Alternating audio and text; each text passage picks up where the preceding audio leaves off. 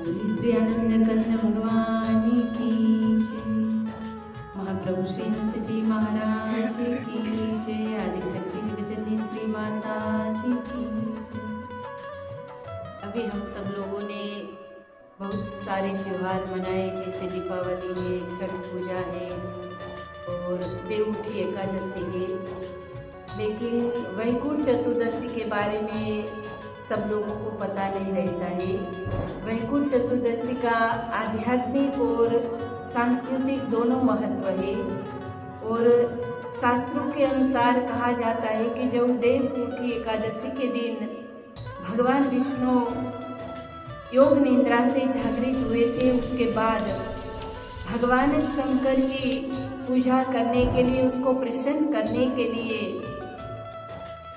कमल चढ़ाते थे। और उस समय कहते हैं कि जब भगवान विष्णु कमल चढ़ा रहे थे, पूजा कर रहे थे, उस समय भगवान शंकर ने एक कमल छुपा दिया था और इसीलिए भगवान विष्णु ने अपना एक आँख जो थी वो आँख निकाल करके भगवान शंकर को चढ़ाई और भगवान शंकर प्रसन्न हो गए।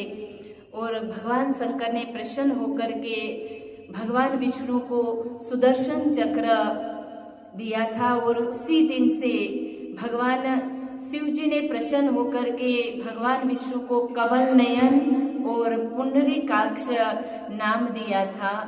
और कहते हैं कि उस दिन विद्यादान, ज्ञान का दान और सत्संग का महत्व बताया गया है, क्योंकि इसलिए उसका महत्व बताया है कि विद्या का दान, ज्ञान जो है और सत्संग जो है वो व्यक्ति को जीवन पर्यंत याद रहता है और जीवन पर्यंत उससे शिक्षा मिलती है।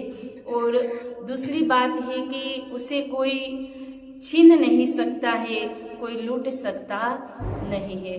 दूसरी मान्यता यह भी है कि उस दिन कहते हैं कि लोग 14 दीपक जलाते हैं और ऐसा मानते हैं कि उस दिन दीपक जलाने से वैकुंठ के द्वार खुले रहते हैं और भगवान वैकुंठ में हमें वास कराते हैं। पर वास्तव के अंदर वैकुंठ में तभी वास होता है जब हम ध्यान भजन करेंगे, सत्संग को श्रवण करेंगे, सत् कार्य करेंगे। क्योंकि 14 दीपक जो है वो हमें यही दर्शाता है, 5 ज्ञानेंद्री, 5 कर्मेंद्री, 11वां मन, 12वीं बुद्धि, 13वीं आत्मा।